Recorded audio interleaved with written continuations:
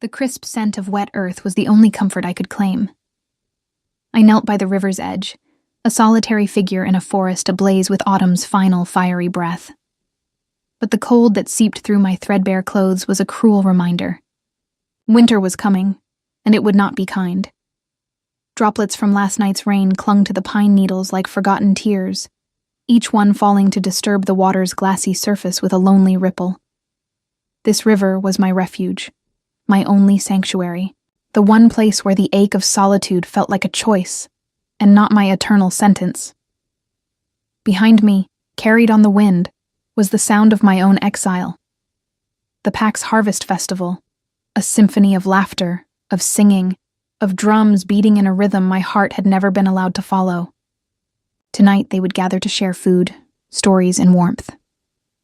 Everyone had a place by that fire. Everyone except me.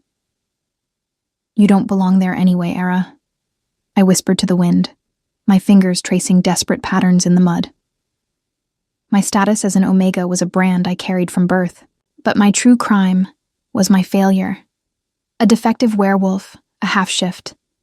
My transformation forever stuck between worlds, granting me only elongated canines, sharpened nails, and eyes that glowed with a lonely amber light in the dark. Never a complete wolf. Never enough. My grandmother's pendant hung heavy around my neck, a simple silver crescent moon. The moon embraces all her children, even those who cannot reach her. Her voice echoed in my memory. I clutched the cool metal now, a silent plea to a ghost. Did she ever know how truly alone I would be? A sudden violent splash downstream shattered my melancholy. I dismissed it at first. A fish. A bird. But then, a sound that turned my blood to ice. A pained, guttural whimper, followed by the ragged, desperate struggle for air. Something was dying in the water. My heart hammered a frantic warning against my ribs as I crept along the shoreline. And there, half submerged in the icy shallows, was a vision of magnificent ruin. A wolf, massive and silver gray, its fur matted with blood and river filth. Its powerful body trembled, its life seeping out into the current. One leg was bent at a horrifying angle, and a deep gash along its side painted the water a sinister crimson. Every instinct screamed at me to flee. This was no pack wolf.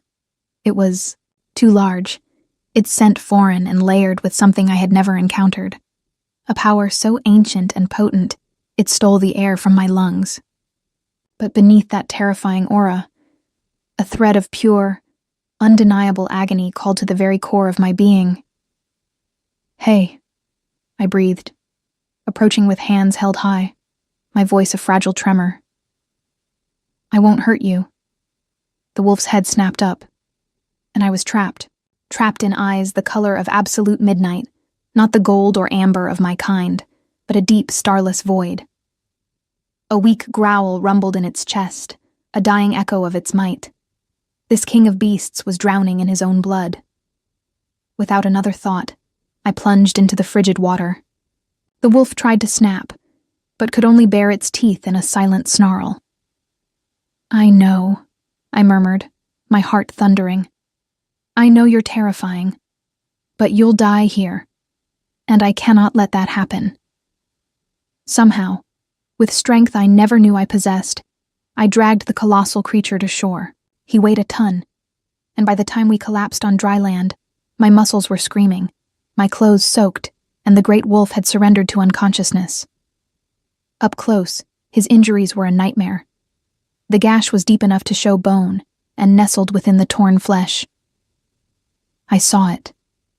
The glint of silver. The one poison that could truly destroy our kind. "Who did this to you?" I whispered, my hand gently brushing the fur around his majestic face. Even broken and bleeding, he radiated a sovereignty that felt both awe-inspiring and terrifying. Night was falling, and with it, a killing cold. I couldn't leave him. I couldn't take him to the pack. Alpha Nathaniel tolerated no outsiders, especially not a male of such obvious power. My cabin, my small hidden haven, was the only choice. Just my luck. I sighed, gathering the last dregs of my strength. Of all the wolves in all the world, I had to find the biggest, most battered one. I fashioned a crude sled from branches and my own jacket, heaving the dead weight of the unconscious wolf onto it. Every step toward home was a fresh agony, my body burning, my breath sawing in my lungs. But that stubborn, foolish spark inside me, the one that had kept me breathing through years of rejection, refused to be extinguished. When my cabin finally came into view, I was drenched in sweat and trembling with exhaustion. The last few feet were pure torture. But I did it. I dragged the wolf over the threshold and onto the rug before my humble fireplace. The cabin was simple, one room that held my entire life. Herbs hung from the beams, their earthy scent a testament to my grandmother's teachings, the one skill the pack still reluctantly sought from me. I built the fire until it roared, then gathered my supplies: clean cloths, hot water, a jar of healing salve. The wolf did not stir as I worked, carefully plucking the vile silver particles from his wound. With each piece I removed, his flesh seemed to sigh in relief. Setting the broken leg was the true test. I took a steadying breath. "This is going to hurt," I warned the silent form. "I am so sorry." With a sharp, brutal motion, I pulled and twisted. The crunch of bone aligning was sickening. The wolf exploded, back to life with a roar that shook the very foundations of my home. In an instant, I was pinned beneath him, his massive paws on my shoulders, his teeth a breath away from my face. His midnight eyes blazed with pain and primal fury. My heart stopped. We remained frozen in that terrifying tableau, his hot breath on my skin, my body screaming in terror. This was how I would die. Then, the impossible happened. His form began to shimmer, to blur like a mirage. Fur receded, limbs elongated, and where the colossal wolf had been, a man now held me down. A naked man, with those same devastating midnight, eyes and hair as black as a starless night streaked with silver. His wounds still wept blood, but there was no mistaking the raw, absolute authority that radiated from him. "Who are you?" he demanded, his voice a low, dangerous thunder. "What pack?" I was speechless, stunned by the speed of his transformation. It should have taken minutes, even for a strong wolf. He had done it in a heartbeat. His hand closed around my throat, not crushing, but promising.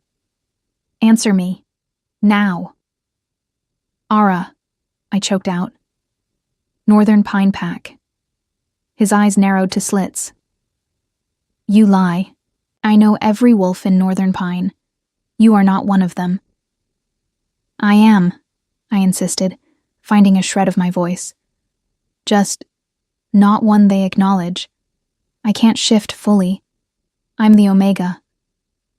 Understanding dawned in his gaze, followed swiftly by a flicker of something that looked too much like pity. His grip loosened, but he did not move. "You pulled me from the river." It wasn't a question. I nodded. "Why?" The question was so simple, yet it confounded me. "Because you were dying." He studied me, those dark eyes peeling back every layer, searching for the truth in my soul. Whatever he found made him finally roll away, a sharp hiss of pain escaping his lips as his injuries protested. "You shouldn't move," I said, scrambling to my feet. "I just set that leg. The silver poisoning. I know what silver does." He cut me off, his voice tight with strain. "I need clothes. And food. Then you will tell me exactly where we are, and the distance to the eastern border." I moved shakily to a trunk, pulling out my father's old clothes. They would be too small, but they were all I had. I tossed them to him, then turned to the stove, my back to him as I heated a pot of stew. "The eastern border is 40 miles from here," I said, the clatter of the pot lid the only sound besides his ragged breathing. "But you won't make it 10 in your condition." "You don't know my condition." I turned to face him. He was dressed, the fabric straining over a frame far broader than my father's. "I know silver," I said, my voice hardening. And I know a broken bone needs time to heal, even for our kind. Our kind, he repeated, a harsh, mocking laugh tearing from his throat. We are not the same kind, little Omega. The word was a blade, expertly wielded. I had felt its edge 1,000 times before. I lifted my chin, meeting his disdain with a fire he clearly did not expect. No, I said, my voice steady. We are not. I would have died in that river. Something shifted in his expression, surprise perhaps at my defiance. Then his body betrayed him. His legs buckled, and he barely caught himself on the back of a chair. Pride kept him upright, but the cost was written in the sweat beading on his brow. Sit, I commanded, gesturing to the chair. Before you fall. The food is ready. To my astonishment, he obeyed, lowering himself with immense care into the chair. His dark eyes never left me as I moved, setting a steaming bowl before him. He inhaled the scent, then his gaze pierced me. How do I know you haven't poisoned this? I held his stare, unblinking. If I wanted you dead, I would have left you in the river. He considered me for a long, heavy moment. Then, a single, curt nod. He ate as if starved, devouring the simple stew like a king at a feast. You have questions, he stated between mouthfuls. Ask them. I had 100, but one burned brightest. Who are you? Someone you should fear. That is not an answer. A ghost of a smile touched his lips. No, it is not, but it is all you will get for now. Silence fell, broken only by the crackling fire and the wind howling outside, carrying with it the distant, joyful howls of my pack celebrating under the moon. The stranger tilted his head, listening. You're Alpha, he said finally. It is still Nathaniel. I nodded, surprised. You know him? I know of him. Something dark and dangerous crossed his features. Tell me, little Omega, how does he treat his pack? The question was a trap. Pack loyalty was a chain, even for an outcast, but his midnight gaze demanded absolute truth. He is strong, I said carefully. He keeps us safe. That is not what I asked. I looked down at my hands. He takes what he wants, I whispered, the confession feeling like a betrayal. Those who question him never question anything again. He nodded, as if I had merely confirmed a long-held suspicion. He pushed his empty bowl away and tried to stand, only to stagger as his leg gave way. I rushed forward without thinking, catching his immense weight against my smaller frame. His skin was burning, radiating a fever. Silver poisoning, I said, struggling to guide him toward my bed. You need to rest.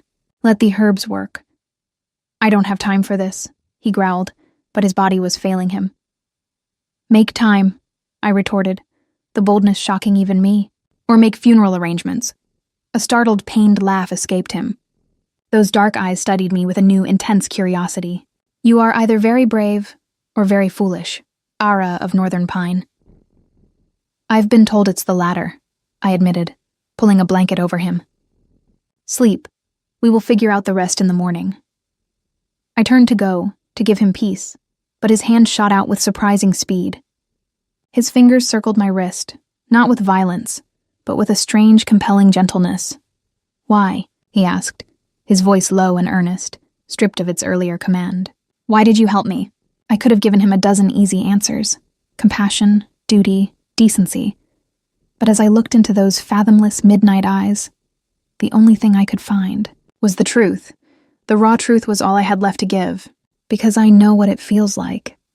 I whispered, my voice barely stirring the air, when everyone walks past. When no one stops to help, and I would never wish that loneliness on my darkest enemy, let alone on someone I'm supposed to fear.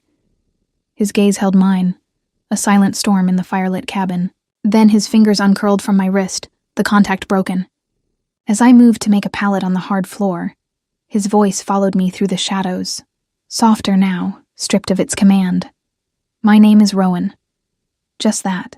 No title, no pack, but in that single offered name, I felt the weight of a fragile trust. Rest well, Rowan, I replied, settling onto the thin blankets. As the fire burned down to embers, and his breathing evened into the rhythm of sleep, I clutched my grandmother's pendant. What fate had led me to the river today, and what storm had I just invited into my quiet, lonely world? One thing was certain. The moment I dragged that wounded wolf from the water, my old life ended. Sunlight, sharp and accusing, streamed through my small window. I woke with a jolt, the unfamiliar awareness of another presence jolting through me. Then, memory returned in a dizzying rush. The river, the blood, the man with midnight eyes. My own eyes darted to the bed. It was empty. A cold panic seized me. Had he left? In his condition, he wouldn't. The door creaked open, and Rowan stepped through, his movement a symphony of controlled pain. He carried an armful of firewood, which he deposited by the hearth with a soft grunt. The simple domestic act felt utterly surreal. "You're up," he observed, his voice a low rumble that seemed to absorb the morning light. "Good. We need to talk." In the harsh light of day, I could truly see him. He was carved from shadow and stone, his broad shoulders making my cabin feel like a dollhouse. The silver in his black hair wasn't a sign of age, but a mark of distinction. And his eyes, those bottomless, midnight eyes, held a gravity that threatened to pull me under. My father's clothes strained against his frame, the fabric taut over his chest, the pants ending comically high on his calves, yet he wore them with an unnerving dignity. "You shouldn't be walking on that leg," I managed, my voice still thick with sleep. "I heal quickly," he interrupted, though the tightness around his eyes betrayed the pain. I moved to the stove, a flurry of nervous energy. "I'll make tea, and I need to check your wounds." "Later." He lowered himself into a chair with deliberate care, his gaze pinning me in place. "First tell me about your pack. How many?" The question was a blade. Pack secrets were not for outsiders. I turned my back, fussing with the kettle. "Ara." My name on his lips was not a request. It was a command. "About 60, I relented, the words feeling like a betrayal. "Why does it matter?" "Warriors? Maybe 20, why?" He ignored me, his mind working behind those dark eyes. "And Nathaniel. He has a second." "Gregory," I confirmed, setting the kettle down with a clatter. "His cousin." Rowan gave a single sharp nod, absorbing this like a general studying a map. A shiver of dread traced its fingers down my spine. "Your turn," I said, crossing my arms. "Who are you, really? What happened to you?" A ghost of a smile touched his mouth. "Direct, I like that." It vanished as quickly as it came. "I'm from the Eastern Territories. Beyond the Great Lake. The Eastern Territories. A land of legends and whispered power, ruled by a single, unapproachable Alpha King." The pieces clicked into place with terrifying finality. The immense power, the midnight eyes, the impossible shift. "The Alpha King," I breathed. His expression remained unreadable. "You've heard the term, Dies. They say their king is more wolf than man, that his power is ancient. Tales grow in the telling," he dismissed, but he didn't deny it. The kettle's whistle sliced through the cabin. My mind raced. If he was from the East, what was he doing here? And who had done this to him? "The silver in your wounds," I said, pouring the steaming water. "Someone hunted you, deliberately," his jaw tightened. "Yes. Humans?" "No." Something dark and violent flashed in his gaze. "My own kind." I set a mug before him, my hand trembling slightly. Why would werewolves use silver against one of their own? He curled his fingers around the clay, the gesture strangely possessive. "Politics? Power? The usual reasons one eliminates a rival?" A cold dread pooled in my stomach. This was a poison far more dangerous than silver, the poison of ambition and betrayal. "You need to leave," I said abruptly, "as soon as you're able. Don't bring your war here." He studied me over the rim of his mug. "Afraid for your pack? Or for yourself?" "Both," I admitted. "Nathaniel doesn't tolerate outsiders. If he finds you here..." "I'm not concerned about Nathaniel." "You should be," I insisted, my voice rising. "Whatever you are in the East, this is his territory." A dangerous knowing glint appeared in his eyes. "And what exactly am I in the East, Ara? Since you seem to have theories." The air grew still. I was treading on a frozen lake, feeling the ice crack beneath my feet. "I don't know.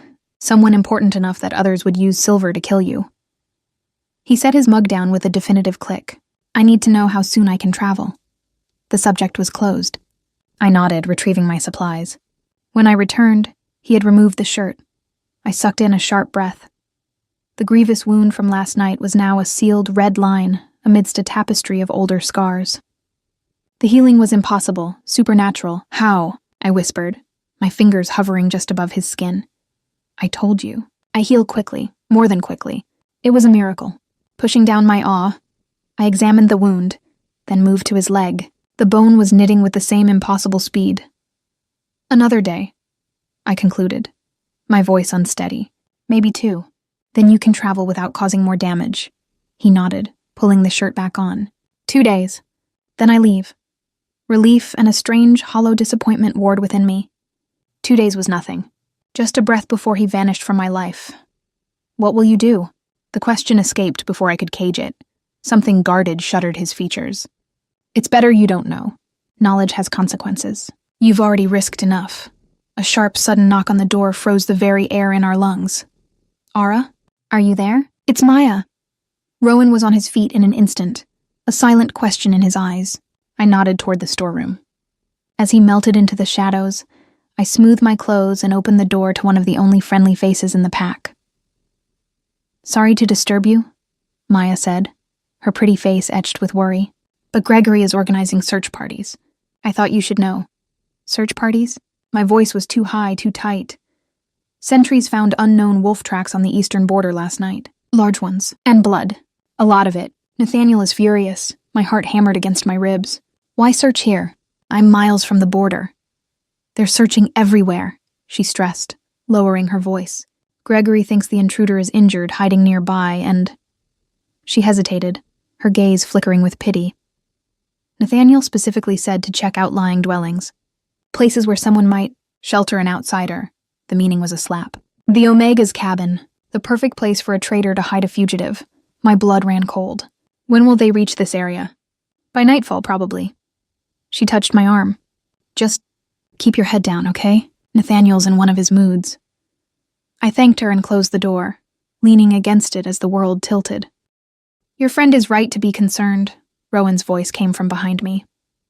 He emerged from the storeroom, his expression grim. Nathaniel's moods are legendary. You need to be gone before they arrive, I said, pushing away from the door. Tonight is too soon for your leg. I'm not leaving you to face them alone, he interrupted, his voice leaving no room for argument. Not when sheltering me is what put you in danger. I'll be fine, I insisted, the lie brittle on my tongue. He stepped closer, his gaze intense. Has he hurt you before? Your alpha? The question, so direct, unlocked a chest of dark memories I kept buried. Nathaniel's casual cruelties, the way he delighted in reminding me of my place. Not physically, I said carefully, looking away. Not often. Something dangerous ignited in Rowan's eyes. Often enough, I looked away. It doesn't matter. It matters, he said, his voice low and vibrating with a controlled fury that was more terrifying than any shout. An alpha protects all pack members, even the Omega. Maybe in the East, I replied, a bitter smile twisting my lips. Things work differently here. His hand came up, surprisingly gentle, and turned my face back to his. They shouldn't. For a heart-stopping moment, we stood there, his touch a brand on my skin, his eyes holding mine with an intensity that made the world fall away. Then, his hand dropped, and the moment shattered. We have until nightfall, he said. All business once more. That gives us time to prepare. Prepare for what? You can't fight an entire pack. A cold, dangerous smile curved his lips. I don't need to fight the entire pack. Just the one who leads it. You can't be serious, I breathed, staring at him in horror. Challenge Nathaniel? In your condition, I've fought in worse states, and I won't let you suffer for helping me. This isn't about me, I insisted, though his protectiveness sent a forbidden warmth through my veins. This is about survival. If you challenge him on his territory, with his warriors around him, neither of us will see morning. You underestimate me, he said, his voice dropping to a whisper. And you overestimate him. Don't. Nathaniel is cruel, but he's strong. He's held power for 12 years by crushing anyone who threatened him. 12 years, Rowan repeated, something calculating flashing in his gaze. A long time for a tyrant. I turned to the window, needing space. The sunlit forest outside was a cruel joke compared to the tension strangling the cabin. There's another option, I said finally. The old tunnels, His head tilted. Tunnels? From the mining days. They run under the northern ridge, out beyond pack territory. They're unstable, collapsed in places, but they're unmapped. Nathaniel's men won't check them. Rowan considered this. You know them well? Well enough. My father showed me when I was young. The memory was a sharp ache. He said I might need an escape route someday. Something in his expression softened. Your father was a wise man? He was, I agreed quietly. Then the truth I never spoke tumbled out. Nathaniel killed him 5 years ago, for questioning his leadership. The words hung between us, raw and bleeding. I see, Rowan said, and in those 2 simple words, I heard an understanding so deep it felt like absolution. All the more reason I should stay, he said, his voice firm. No. I shook my head, my resolve hardening. All the more reason you should leave. My father died hoping I would find a life beyond Nathaniel's shadow. I won't dishonor that by throwing away the little safety I have. Rowan crossed the room, his movement pure predator. He stopped before me, so close I could feel the heat radiating from his body. And what kind of safety is it, Ara? He asked, his voice dangerously soft.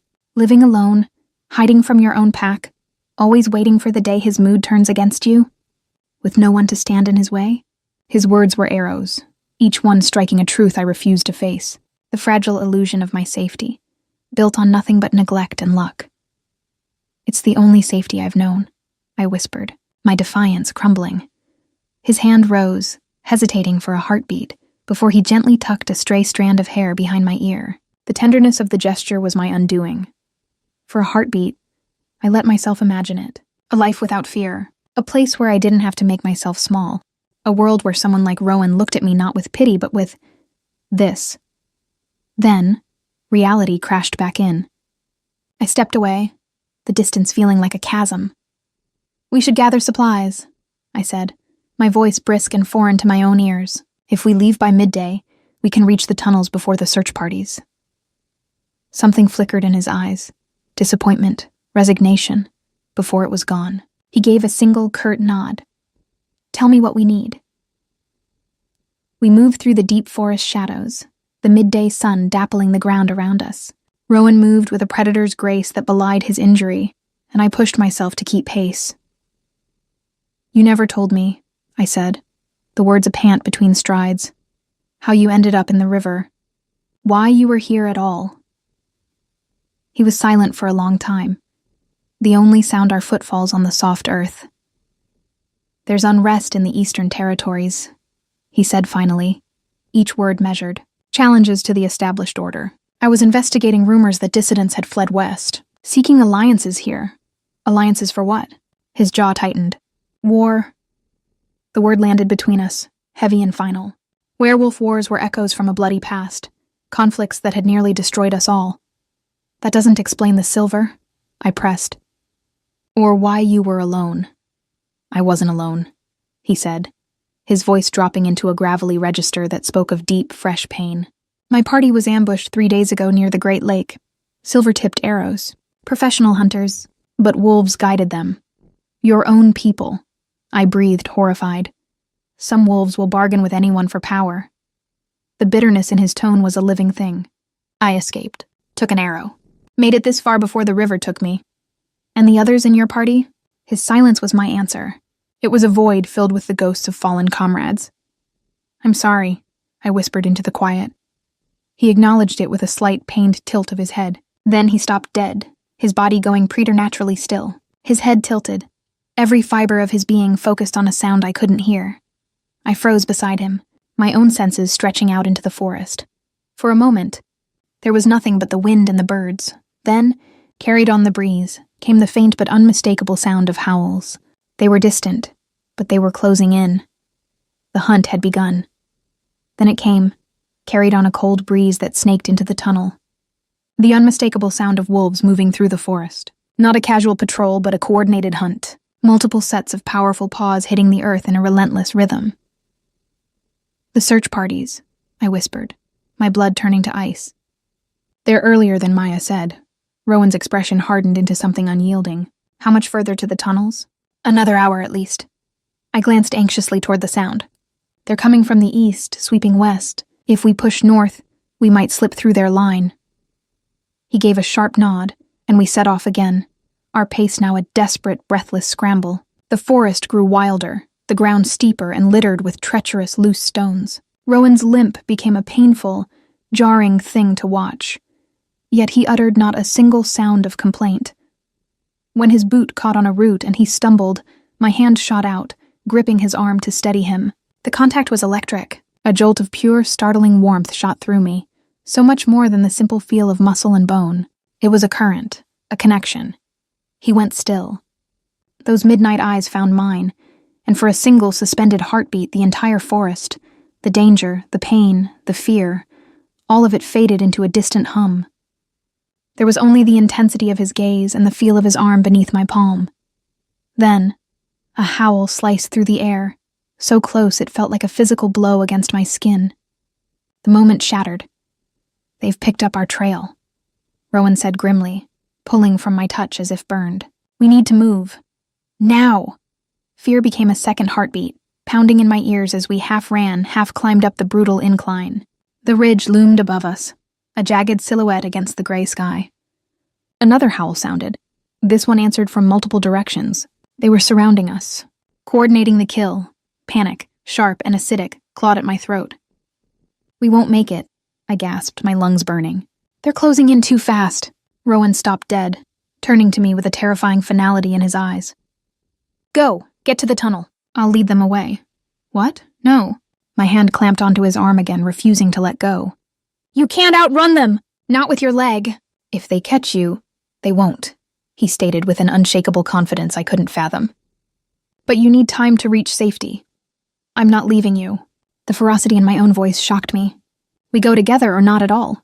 Something sparked in his eyes. Surprise, and beneath it, a flicker of grudging respect. "Stubbornness won't save us, little Omega. Neither will sacrifice," I countered, my mind racing. "There's another way." I pointed to a narrow, almost invisible deer trail that cut across the face of the ridge. "That path, it runs through a thicket of blackthorn. The thorns will mask our scent long enough to reach the upper trail."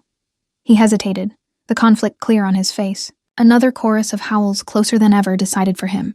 "Lead the way." We pushed into the dense, punishing thicket. Thorns tore at our clothes and skin, leaving stinging trails of blood in their wake. The path was a ghost, a mere suggestion used by wild things. But it curved around the ridge, and when we finally stumbled out of the grasping branches, we found ourselves on a wider trail near the summit.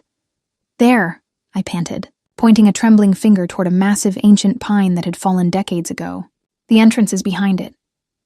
As we scrambled toward our only hope, the sounds of pursuit grew deafening. They had lost our direct scent, but they were hunters, and they knew their prey was cornered.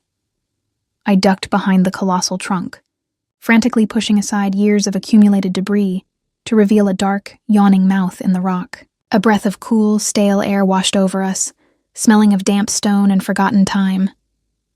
"It will be dark," I warned, glancing back at Rowan. "And narrow, dangerously narrow in places." He simply nodded, his eyes already shifting to that preternatural midnight blue. "Ready to pierce the darkness I feared. After you, Ara of Northern Pine." With one last, desperate look at the sunlit world I was leaving behind, perhaps forever, I stepped into the waiting darkness. Rowan followed, his presence at my back both a comfort and a portent. The tunnel was a living entity of shadow and silence. The light from the entrance vanished within feet, swallowed by an oppressive blackness that pressed against my skin. The air was heavy, thick with the scent of wet rock and age. "Stay close," I whispered, my voice a fragile thing in the overwhelming quiet. "There are drop-offs. It's easy to get lost. I can see." Rowan's voice was a low rumble from just behind me. I could just make out the faint, eerie glow of his fully shifted eyes in the gloom. A predator's gift I would never possess. I fumbled in my pack, my hands shaking as I lit the small lantern. Its flame sputtered to life, casting a fragile, dancing light that made the tunnel seem even more menacing. The shadows it created leaping and twisting like living things. "This way," I said, holding the light high as the path narrowed, forcing us into single file. We moved in a tense, breathless silence, our footsteps and the occasional drip of water, the only sounds in the suffocating stillness. The tunnel, carved by humans long gone, felt like a tomb. After what felt like an eternity, the path forked. Left leads deeper into the mountain, I explained, the lantern light flickering over the two dark mouths. Right eventually emerges beyond pack territory, near the river valley. Right then, Rowan decided, already turning. Wait. I caught his arm. It's not that simple. The right passage. There was a collapse the last time I came through here. We might not get through. The left is longer, a maze, but it leads out to the north. He turned, his face all sharp angles and shadows in the lamplight. How far to the collapse? Another half hour, maybe. Then we go right until we can't. If it's blocked, we backtrack. I nodded and we pressed on, the tunnel narrowing until Rowan's broad shoulders nearly scraped the walls. He moved in front of me, a silent protective shield against the unknown darkness ahead. The gesture, so simple yet so profound, touched a place in my soul that had been cold and lonely for far too long. The air grew colder, the walls weeping moisture that glittered like false promises in the lantern light. Our progress slowed to a treacherous crawl over fallen rock and debris. Ara. Rowan stopped so suddenly I stumbled into his back.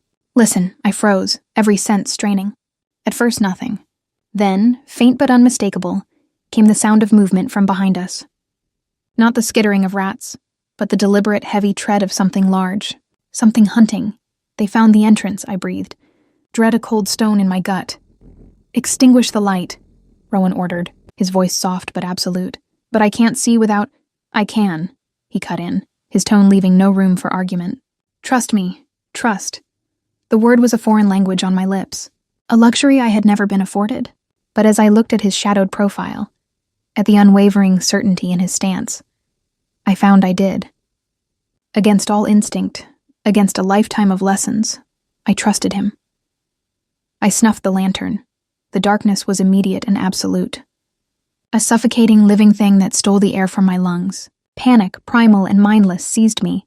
Then his hand found mine in the blackness. It was warm, solid, an anchor in a starless sea.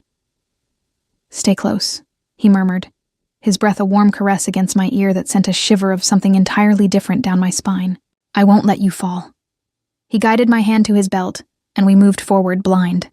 I was utterly dependent, my world reduced to the feel of his body moving before me, the shift of his muscles telegraphing every step, every turn. Behind us, the sounds of pursuit grew steadily, terrifyingly clearer. They'll catch our scent, I whispered, my voice trembling. I'm counting on it, Rowan replied, and there was something dangerously calm in his tone. But we need to reach the collapse first. We pushed on, a desperate, blind dance in the dark. Time lost all meaning. There was only the feel of him, the sound of our hunters, and the crushing weight of the mountain above us. Then Rowan stopped. We're here. I fumbled to relight the lantern. The flame revealed our nightmare. The tunnel ahead was completely, utterly sealed by a massive, impassable wall of rock and rubble. No, I breathed, the word a sob of despair. We're trapped. Rowan was already moving, running his hands over the barricade as if he could wish it away. Is there any way around? A passage we missed? I shook my head, a useless gesture in the face of our doom. No, we have to go back to the fork. Take the left passage. There's no time, he said, turning to face me. In the lantern's glow, his expression was carved from granite. They're too close. As if to mock us, a howl echoed down the tunnel, so close it seemed to vibrate in my very bones. My heart hammered against my ribs, a wild bird trying to escape its cage. Rowan's hands came to rest on my shoulders, his touch the only steady thing in my spinning world. Ara, he said, his voice low and intense. Do you trust me? I looked up into those endless midnight eyes and found my answer. Yes. Good. Because I need you to do exactly as I say. He took the lantern and set it on a rock, casting our little pocket of the tunnel in a macabre, flickering light. When they come, I want you to stand behind me. No matter what happens, no matter what you see or hear, you stay behind me. Understood? I nodded, fear and confusion a tempest inside me. What are you going to do? A smile, cold and utterly predatory, curved his lips. What I should have done from the beginning. Face them. You can't fight them here, I protested, gesturing at the claustrophobic space. And your leg? My leg is well enough for this, he interrupted. And this confined space is our advantage. They can only come at us one at a time. Before I could utter another word, the sound of claws scraping against stone echoed towards us, sharp and immediate. Rowan positioned me firmly against the cold tunnel wall, then placed his body between me and the approaching threat. A living, breathing barricade, remember, he said, his voice a low growl that didn't turn back. Stay behind me, no matter what. The words had barely left his lips when two sets of glowing eyes materialized from the darkness. They advanced slowly, cautiously, sensing the dead end but smelling their cornered prey. As they moved into the ring of lantern light, my blood ran cold. Gregory, Nathaniel's second, and Vince, his most brutal enforcer. Gregory shifted first, his form melting from wolf to man, a cruel smirk already twisting his lips. Well, well, he drawled, his eyes sweeping over us with contempt. The little Omega has led us on quite a chase. His gaze narrowed on Rowan, and found herself a rather large stray. Vince remained a massive, snarling brown wolf blocking the tunnel completely. Step aside, Rowan commanded, his voice terrifyingly calm. We mean no harm to your pack, Gregory barked a harsh, ugly laugh. No harm. You trespass, you hide, and you claim no harm?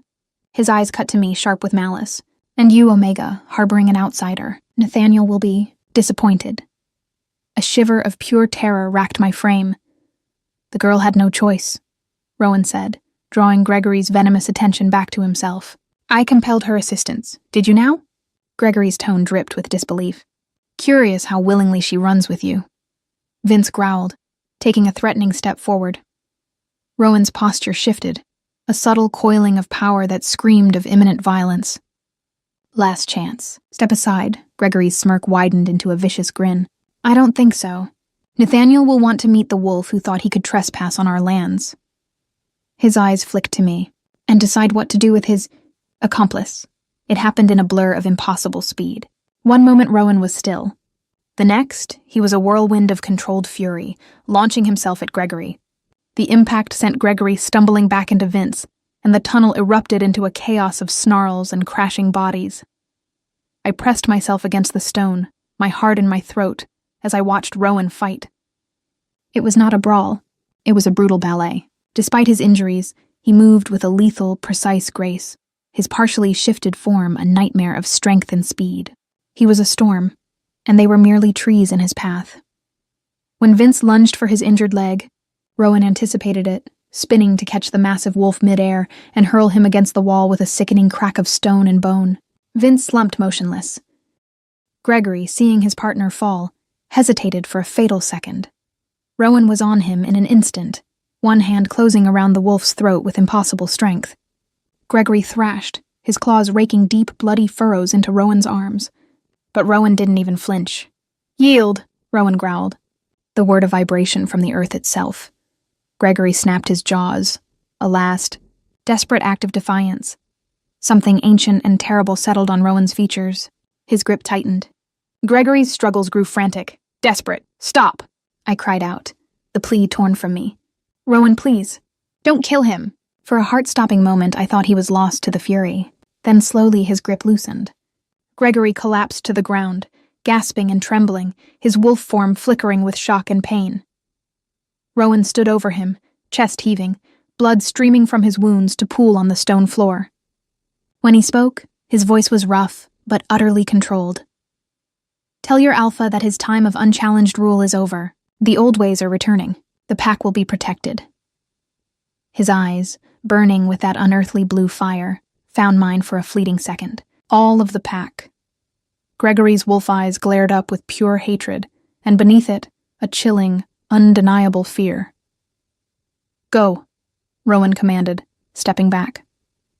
Take your friend and go. Consider your life's payment for what you would have done to her. For a long moment, Gregory remained, pride and fury warring with the instinct to survive. Then, with a low, guttural sound, he nudged the stirring Vince, and the two wolves slunk away into the darkness, defeated. When they were gone, Rowan turned to me. His breathing was ragged, his body a tapestry of fresh blood and old scars. Are you all right? He asked, the concern in his voice a stark contrast to the fury of moments before. I could only stare, a storm of wonder and fear and something else, something warmer, swirling inside me. Am I all right? You're the one who's bleeding everywhere. A ghost of his predatory smile returned. It looks worse than it is. He glanced at the collapsed tunnel. But we still need to find a way out. Back to the fork, I said, my voice trembling as I retrieved the lantern. The left passage. He nodded, then swayed, his hand shooting out to brace against the wall. The movement betrayed the true extent of his exhaustion, the strain on his battered body. Without a second thought, I moved to his side, ducking under his arm to take his weight. He stiffened, a proud wolf unaccustomed to leaning on anyone. Then gradually he relaxed, allowing me to support him. Thank you, he murmured, and the words held the weight of 1,000 unspoken things. We help each other, I replied, my voice steadier now.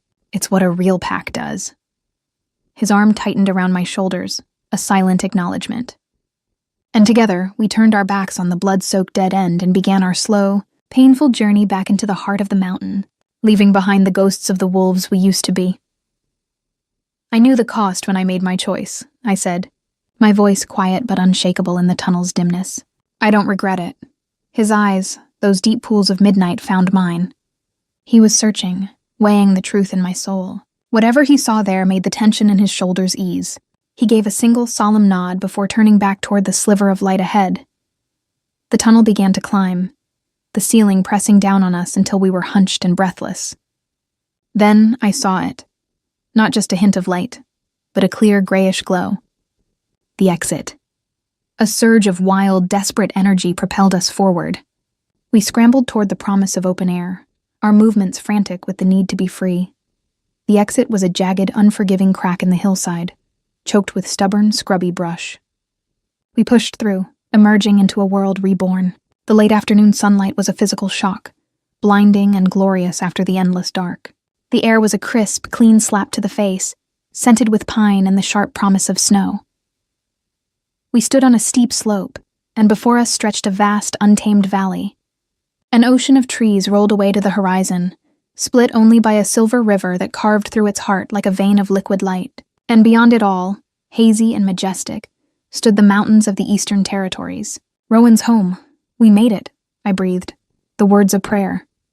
The reality of it crashed over me. I was in exile, a ghost. I had crossed a line from which there was no return, standing in a land I had only ever seen in my dreams. Rowan straightened beside me. Even battered, bleeding, and exhausted, he seemed to grow, his presence expanding to fill the wild landscape. He was a part of this untamed world, and it was a part of him. Come, he said, his voice rough but steady as he gestured to a dense stand of pines. Night comes quickly here. We need to tend these wounds before we can go on. We picked our way down the slope to the shelter of the trees. I helped him ease down against the broad trunk of an ancient pine, his body finally yielding to its exhaustion. My hands were trembling as I unpacked my meager supplies. Take off your shirt, I instructed, forcing a healer's calm into my voice, pushing back the flush that threatened to betray me. He complied without a word, revealing the map of his suffering. The deep, angry furrows left by Gregory's claws stood out starkly against his skin. Yet even as I watched, his body was fighting back. The wounds were clean, the edges already beginning to knit together with a speed that defied nature. You're healing. It's incredible, I murmured, carefully cleaning the blood away. A trait of my bloodline, he replied, his gaze a tangible weight on my face as I worked. I applied the yarrow and comfrey salve, my touch as gentle as I could make it, then wrapped his torso with the last of my bandages. Throughout it all, he was silent, but his eyes never left me. They were a silent conversation, a question I couldn't yet answer. There, I said finally, sitting back. That should help until your body finishes the work. Thank you, he said. 2 simple words, but they held the gravity of a vow. I built a small, sheltered fire as the sun bled away behind the western peaks. When the flames were dancing, casting our small sanctuary in a warm, flickering glow, I settled across from him. The silence that fell between us was not empty. It was filled with the echoes of snarls in dark tunnels, the memory of his body shielding mine, the feel of his hand in the absolute dark. What happens now? I finally asked, giving voice to the uncertainty that coiled in my stomach. His eyes lifted from the flames and found mine. "Now," he said, his voice low and serious, "you have a choice to make." A choice? I must return to the east, to finish what was started. He hesitated, and in that pause I saw a flicker of something raw. "You can come with me, or I can ensure you are settled somewhere safe, far from Nathaniel's reach. A new life, of your own making." The offer stole my breath. After everything, the river, the cabin, the fight, the flight, he was giving me a door. A way out, even if it led away from him. It was a kindness I had never expected. "Why would I go to the east?" I asked, my heart beginning a frantic rhythm against my ribs. He was silent for a long moment, the fire popping between us. When he spoke, his words were quiet, but they landed with the force of a falling tree. "Because I am not merely from the Eastern Territories. I am their ruler, the Alpha King." I had suspected. I had pieced it together from the evidence of his power, his authority, the fear he inspired in his enemies. But hearing the truth spoken aloud was different. It was a seismic shift in the world. The wounded, stubborn, infuriating wolf I had saved was a king, a legend. Why didn't you tell me? The hurt was there, sharp and personal. At first, caution, he admitted, his gaze unwavering. I was wounded, vulnerable. I didn't know who to trust. He leaned forward slightly, the firelight carving the planes of his face. And then I found something rare. Someone who saw only Rowan, not a title, not a crown, just a wolf who needed help, and I wanted to keep that for as long as I could. My throat tightened. I understood that desire more than he could ever know. "And now?" I asked, my voice barely a whisper. What would I be in the East? Just another subject bowing to her king? Something fierce and hot flared in his eyes. "No," he said, the word absolute. "Never that. Then what?" He moved then, coming around the fire to kneel before me. The space between us vanished, filled only with his warmth and his scent, of pine and night and wild. Open spaces. "Come to the east as my equal," he said, his voice low and intense, weaving a spell around us. "As my partner, my queen." The world stopped. The crackling fire, the whispering pines, the very wind. It all fell away. There was only his offer, hanging in the air between us, more terrifying and wonderful than any dream. "We barely know each other," I protested, the words a feeble shield for my racing heart. It was a lie, and we both knew it. In 2 days, we had built a bond forged in survival and trust, stronger than a lifetime of casual acquaintance. "I know enough," he countered, his gaze holding me captive. "I know you have a courage that puts seasoned warriors to shame. I know your compassion extends even to those who deserve none. I know you have a healer's hands and the heart of a wolf, even if your form is caught between worlds." His hand lifted, hovering just beside my cheek, a silent question. "And I know that from the moment you pulled me from that river, something in my soul recognized you. As if the moon herself had guided me to your shores." My grandmother's pendant felt warm against my skin, her voice a gentle echo in my mind. The moon embraces all her children. Had her prophecy been about this? Not about finding my place, but about building a new one? I reached up and captured his hovering hand, pressing his palm to my cheek. His touch was warm, gentle, a promise. "The east is far," I whispered, my eyes searching his for any doubt. A slow, genuine smile touched his lips. "We have time," he said, his thumb stroking my cheekbone with a reverence that made my breath catch. "And the journey will be easier together." In that moment, surrounded by the vast, unknown wilderness, the choice was suddenly, perfectly clear. It wasn't about becoming a queen. It was about staying with the wolf who saw the queen in me already. Leaning forward, I closed the last inch between us and pressed my lips to his. It was not a kiss of passion, but of promise. A seal on a pact made in river water and blood. A beginning. When we parted, his eyes were blazing with a light that could outshine the moon. "Is that a yes, Era of Northern Pine?" I smiled, a true, unburdened smile that felt like my first breath of free air. "It's a yes, Rowan of the East. I will come with you." I held his gaze, my voice steady and sure. "Not as your subject, not as an omega, but as myself, as your equal." His answering smile was a sunrise, washing away the last of the shadows that clung to us. As night embraced the valley, we sat by our small fire, 2 wounded wolves planning a journey east, toward a future we would build together, a kingdom we would rule as one. And I finally understood my grandmother's wisdom. My half-shifted form was not a failure. It was a bridge. It had kept me separate, yes, but it had taught me to see with human compassion and feel with a wolf's heart. It had prepared me for a path no one could have predicted. The moon had indeed embraced her child. She had guided a king to my river, not so I could save him, but so we could save each other and rise together.